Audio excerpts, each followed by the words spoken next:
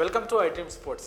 India versus Australia మధ్య జరిగిన 4వ టెస్ట్లో ఆస్ట్రేలియా అయితే 184 పరుగులతో విజయం సాధించింది. టీమిండియా ఓటమి పాలైంది. అయితే ఈ ఓటమి తర్వాత ఆస్ట్రేలియా అయితే 2-1తో లీడ్లోకి వచ్చింది.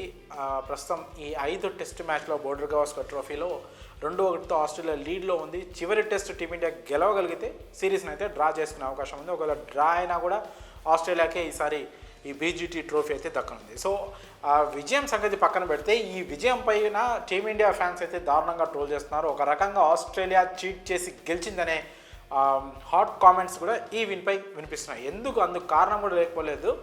ఇక్కడ team India opener young batter Yashasvi Jaiswal చాలా అద్భుతంగా బ్యాటింగ్ చేశాడు. 84 పరుగులు చేశాడు. అయితే జైస్వాల్ అవుట్ అయిన తీరుపై మాత్రం ఇక్కడ తీవ్ర విమర్శలు అయితే వెల్లువెత్తుతున్నాయి. ముఖ్యంగా ఆస్ట్రేలియాపై మాత్రం team India cricket fans దుమ్మెత్తిపోస్తున్నారు.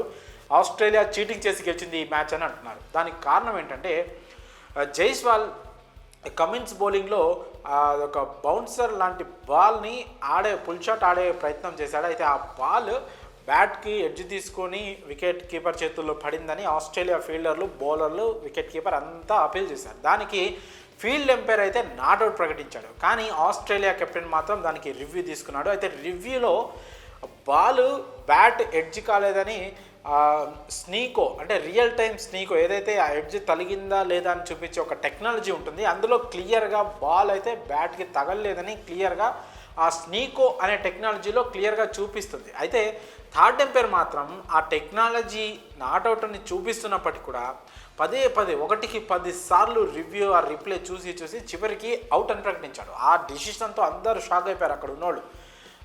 Non striker ఎండ్లో ఉన్న ఎంపైర్ నిర్ణయంతో చేసేదేం లేక జైస్వాల్ బయటికి డ్రెస్సింగ్ రూమ్కి వాక్ చేసినప్పటికీ కూడా నాన్ స్ట్రైకర్లో ఉన్న వాషింగ్టన్ సుందర్ అయితే ఫీల్డ్ ఎంపైర్తో అప్పటికి కూడా వాగ్వాదానికి దిగాడు కూడా. అదేంటి క్లియర్గా ఆ స్నీకో అనే టెక్నాలజీలో నాట్అవుట్ బాల్ తగలలేదని క్లియర్గా చూపిస్తున్నా కూడా అవుట్ ఎలా ఇచ్చారని డిస్కషన్ అయితే ఎంపైర్కి వాషింగ్టన్ సుందర్కి మధ్య జరిగింది. అయినప్పటికీ నేనైతే నాట్అవుట్ ఇచ్చాను, నా చేతుల్లో లేదు, థర్డ్ ఎంపైర్ ఇచ్చింది అవుట్ అన్నట్టు ఎంపైర్ సంధానించే ప్రయత్నం చేశాడు. అయితే ఇది ఖచ్చితంగా నాట్అవుట్, దీన్ని అవుట్గా ప్రకటించి ఒక రకంగా ఆస్ట్రేలియా థర్డ్ ఎంపైర్లు చీటింగ్ చేసినట్లు మాత్రం క్లియర్గా సోషల్ మీడియాలో కానీ ఎక్కడ కానీ ఇవే కామెంట్స్ అయితే వినిపిస్తున్నాయి.